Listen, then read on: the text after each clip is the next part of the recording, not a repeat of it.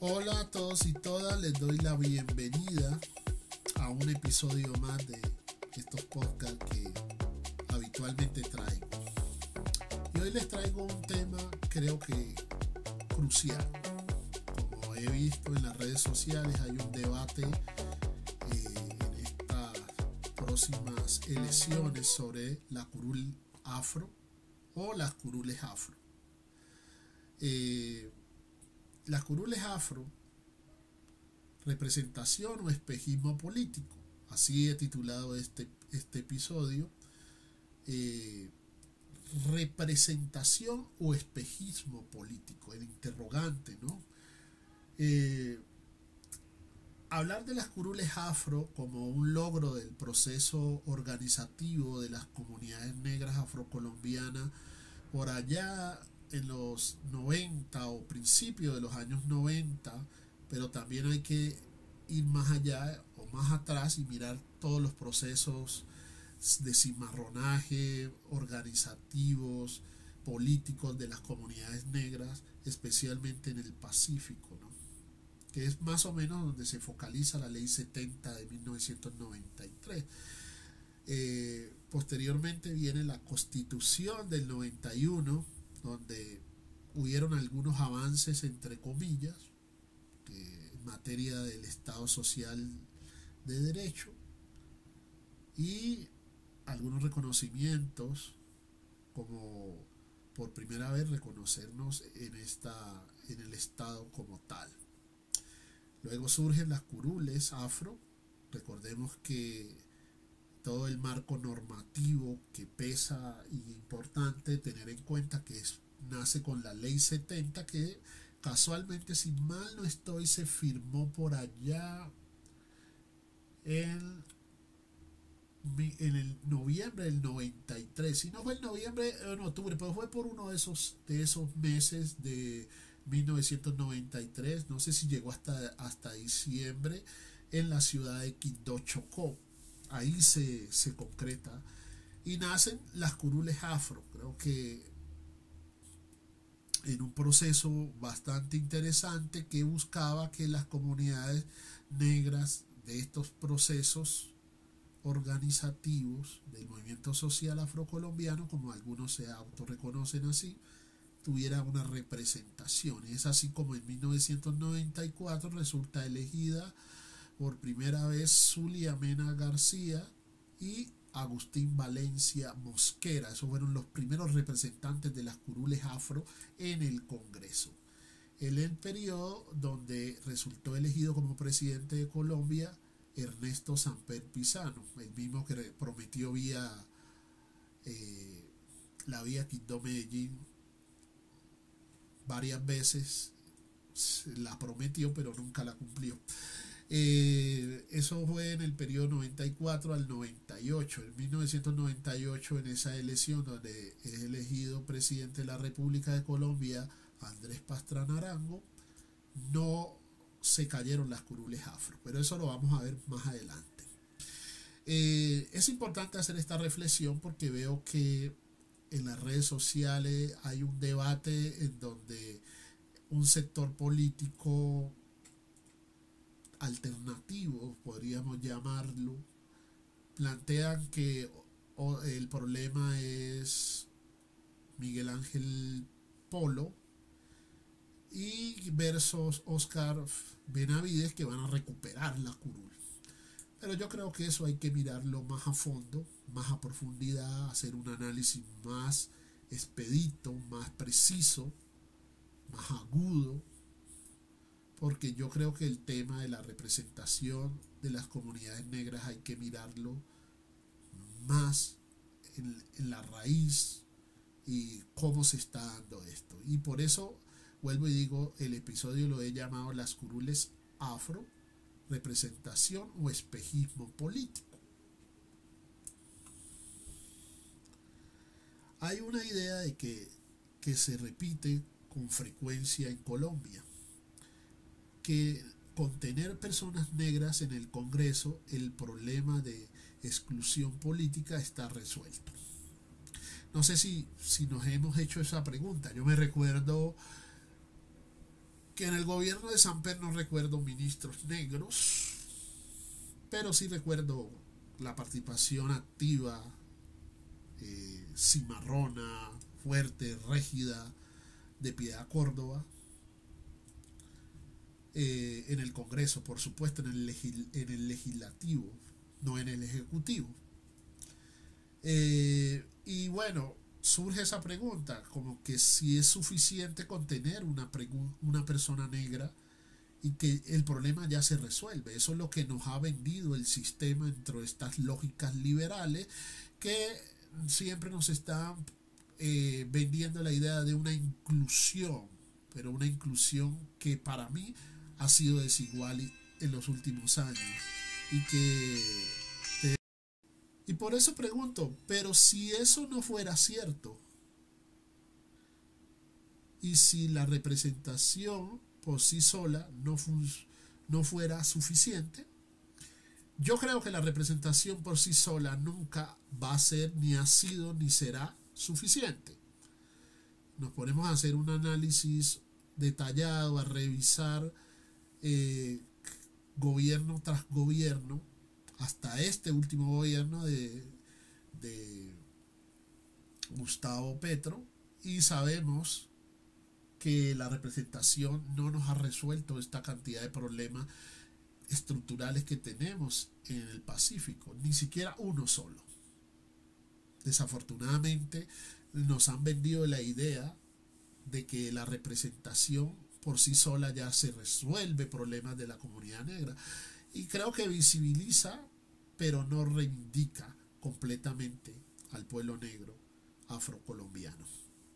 En Colombia existen 2 curules afro en la Cámara de Representantes. Fueron creadas para garantizar la participación política de las comunidades que históricamente han sido excluidas, en este caso la comunidad negra afrocolombiana, raizal y palenquera, así como está estipulado en la Constitución Política de Colombia, en los marcos normativos de la política pública, etcétera, etcétera. No necesario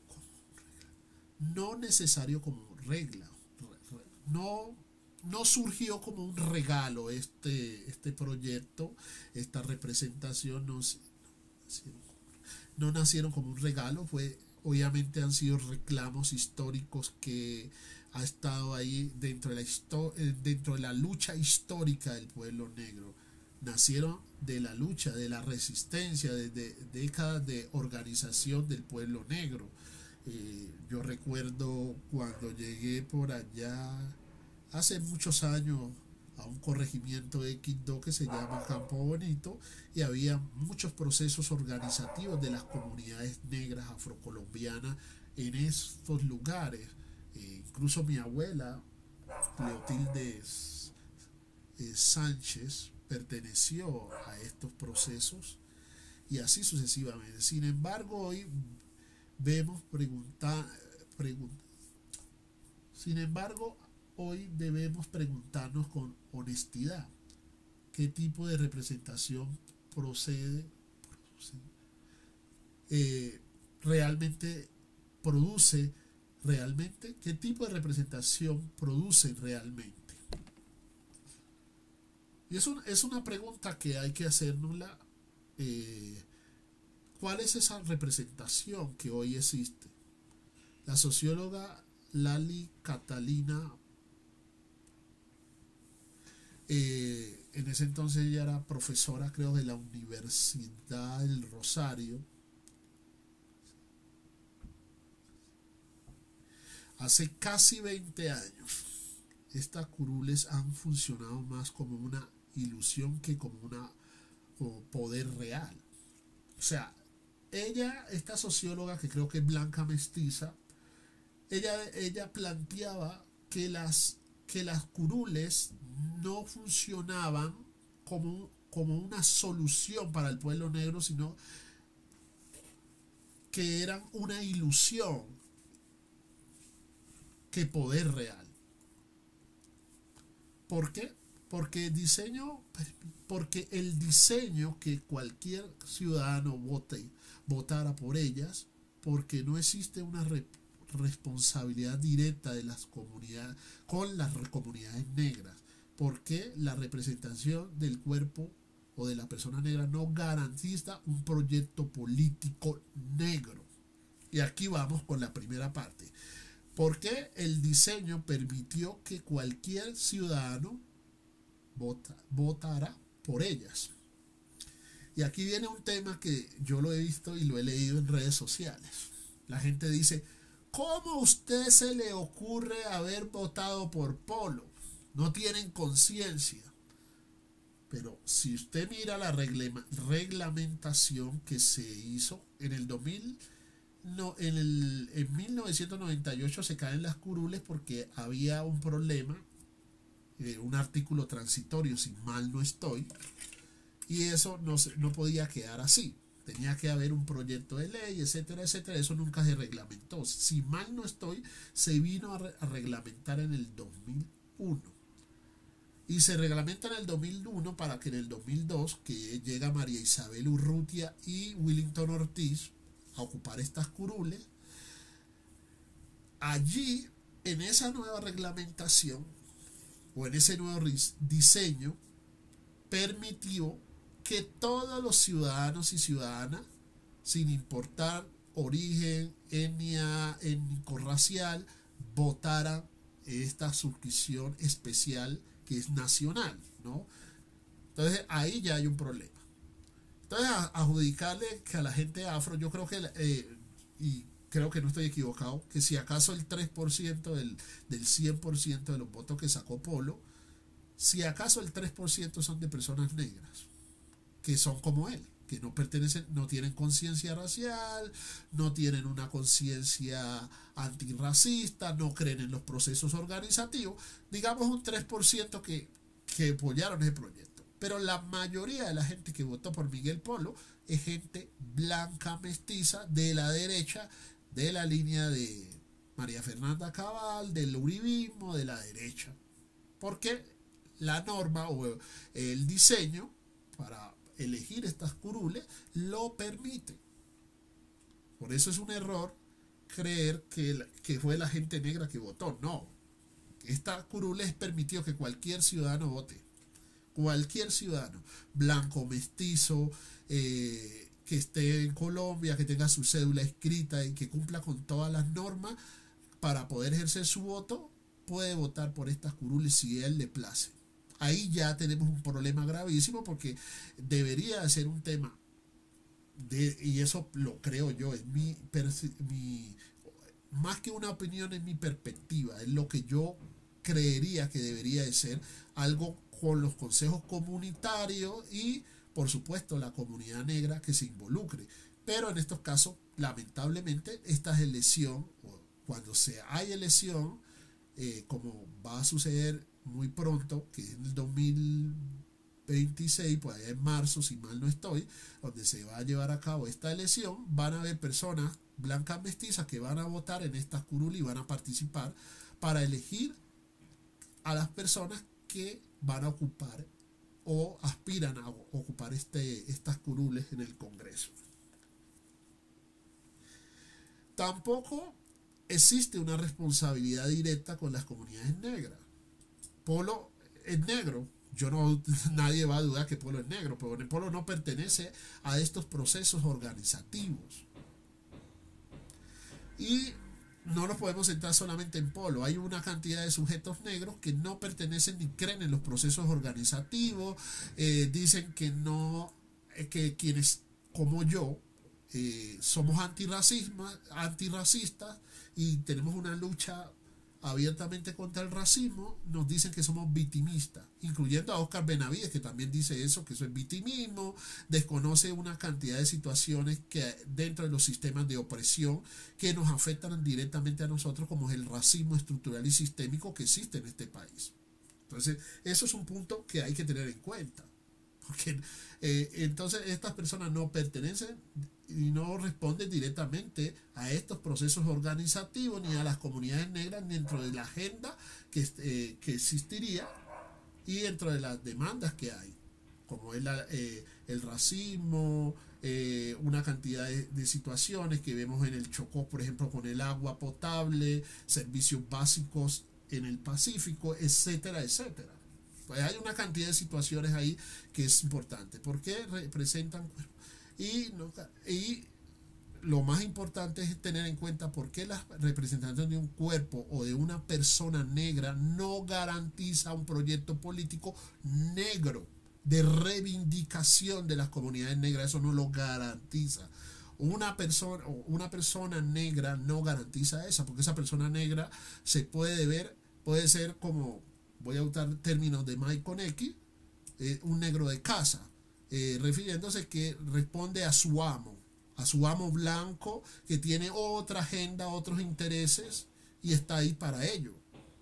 Y lo pone a él o lo apoya a él para que llegue a esa instancia, como pasa con Polo Polo y como ha pasado históricamente con otros sujetos negros, que no es el único.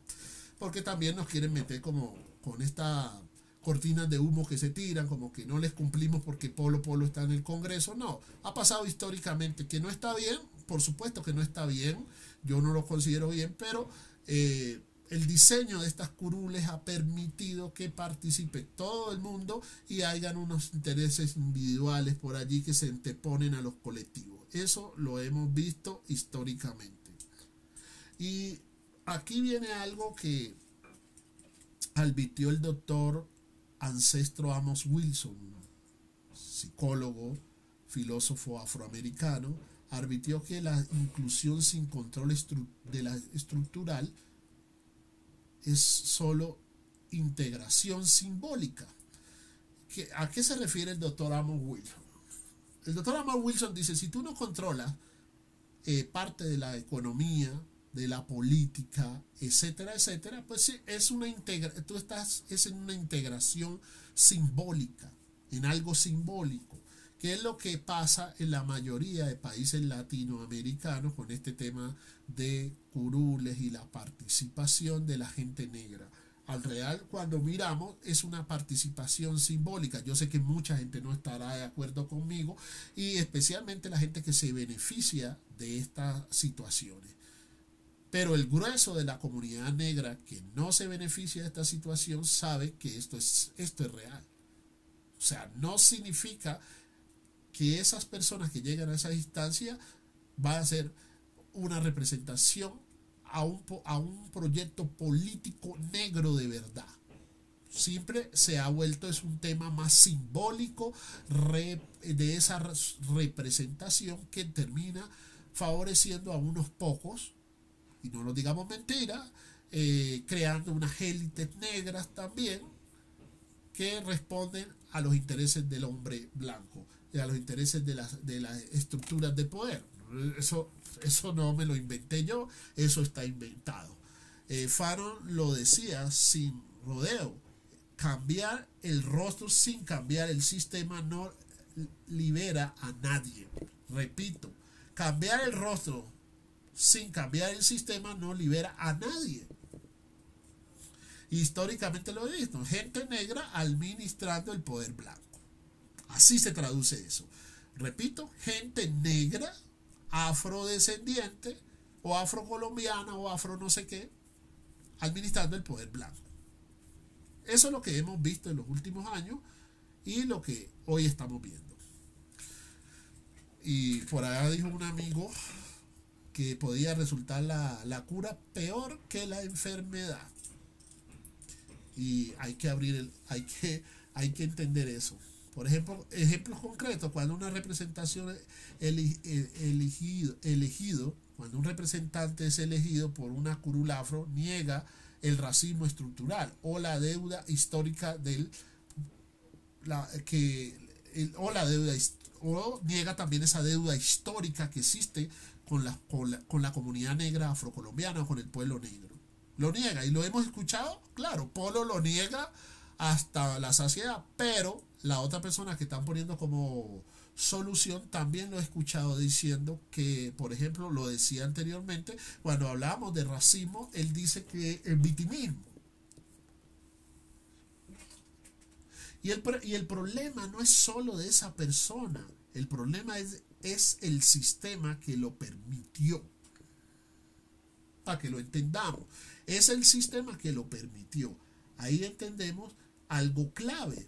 La curul no fue capturada, nunca fue blindada. Y eso es algo que tenemos que tener en cuenta, porque la gente a veces dice, no, es que no tenemos gente que nos represente. El sistema cuando juega sabe jugar el juego, ¿no? Y si nosotros no leemos lo que está pasando ahí, pues terminamos perdiendo alrededor de todo esto. Y aquí viene una pregunta retórica. Entonces la pregunta no es solo quién ocupa la curul, la pregunta es a quién responde, qué intereses defiende, qué proyecto político representa. Porque eso no lo tenemos que hacer. O sea, vuelvo y repito, la pregunta retórica es ¿a quién responde? ¿A quién responde una persona a estos individuos, estos sujetos que han llegado en nombre del pueblo afrocolombiano, y lo digo entre comillas? ¿A quién responde?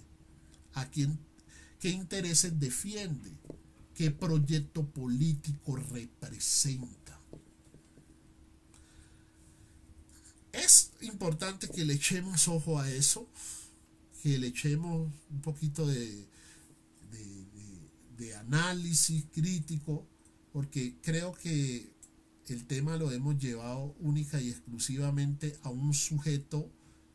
Esto no es solamente siendo antipolo, esto no es solo siendo anti Paulino Riasco, esto no es solo siendo anti afroconveniente, esto es teniendo en cuenta otros factores más importantes, y es cómo está esa representación, si realmente estamos construyendo poder negro que defienda una agenda negra o que construya una agenda negra en favor de los intereses colectivos de las comunidades negras afrocolombianas en este país. No se trata solo de ser antipolo, no se trata de ser solo anti Paulino Riasco, porque al final, con todo respeto lo voy a decir, ese es el problema menor. Quien no le cumplió, no me pueden decir a mí que aquí Chocó, donde yo vivo y donde hay problemas, por ejemplo, de acueducto, de agua potable, no le cumplieron porque Polo estaba en la curul de Afro, ¿no?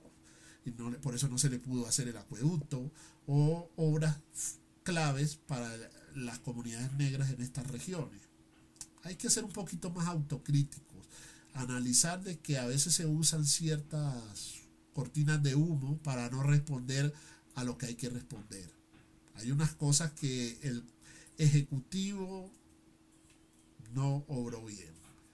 Y yo sé que a mucha gente no le gusta esto, pero hay que decirlo, porque no se puede solamente con la retórica barata de pegarle al eslabón más pequeño. En este caso, yo estoy mirando desde hace rato muchas cosas que están pasando, pero que se crea un espejismo y luego cambian el debate.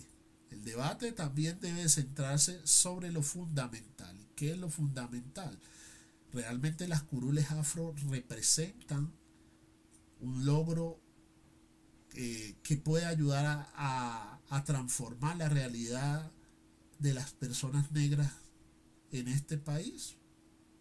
Son preguntas que yo me hago, porque la gente negra sigue en la pirámide jerárquica con las problemas. Somos los últimos, estamos abajo, seguimos abajo, no hemos avanzado, seguimos ahí.